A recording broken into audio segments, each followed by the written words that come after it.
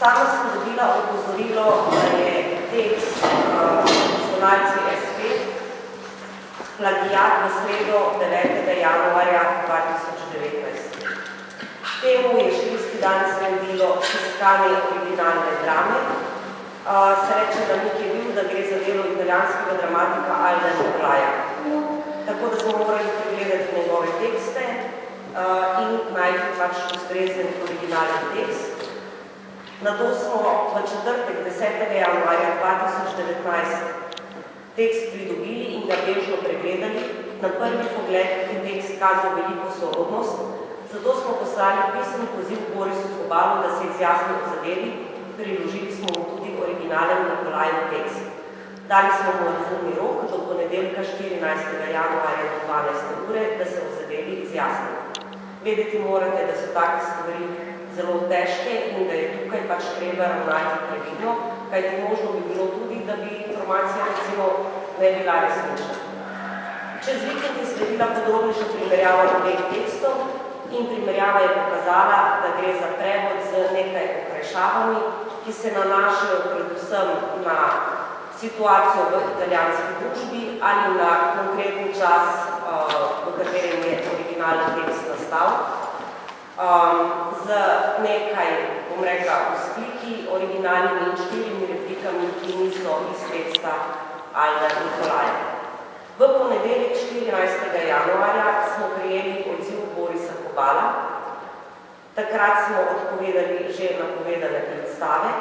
Naredili smo samo prijavo pri zastopnikih avtorskih pravic Alda Nikolaja v Italiji, ki so nas napotili, da naj zadevo uredimo preko Avtorske agencije za Slovenijo.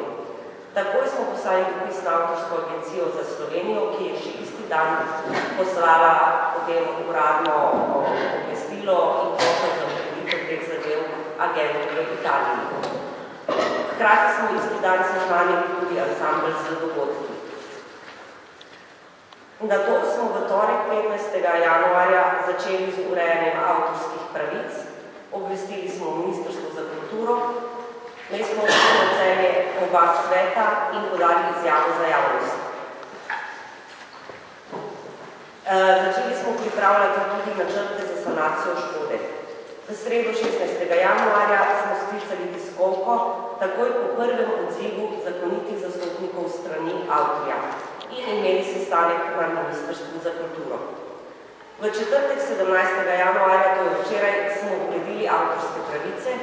Zaradi samo prijave plačamo le 7% tantieme za do sedaj odigrane predstave v višini 3063,40 evra z vsemi dajatvami in provizijo Avtorske agencije Slovenije. Imamo tudi prepoved igranja te igre za naprej. Škoda, ki je pri tem SLG Celju nastala, jo lahko povem v nekaj številkah. Prvič je to znesek avtorskega honorarja, Borisu Kobalu za izvirno slovensko igro, ta znesek je 13 000 evrov bruto. Drugič je to dohodek od predstav, ki jih ne bomo izvedli. Mi smo seveda imeli v tem trenutku prodanih 15 predstav v naslednjih 2 mesecih. Te smo odpovedali in jih bomo nadomestili, skušali v čim večji meri nadomestiti z našimi drugimi predstavami, predvsem s predstavo Ljubi moj in tudi s predstavo Oče. Do sedaj smo termine dobili z približno polovico, bom rekla, kulturnih domov in šol, s katerimi smo bili dogovorjeni. Kar se tiče same kazni, plagiat. Za plagiat seveda se mora za nek postopek odločiti nosilec avtorskih pravic, to je agencija v Italiji in ne mi kot gledališče. Mi smo to, kar se tega tiče z naše strani uredili in zgodba je, kar se tega tiče zaprta. Druga stvar je večna premoženjska korist, ki je pridobljena iz neupravičene porabe avtorskih pravic, torej honorar. Gledališče bo podalo kazensko prijavo in seveda bomo šli tukaj v nek, pač naredili bomo vse, kar se od nas, glede na to, da razpolagamo z javnim denarjem, da smo javno zavod pričakuje in kar se les kot upravnica tudi dolžna storiti, predvsem bom rekla moralno.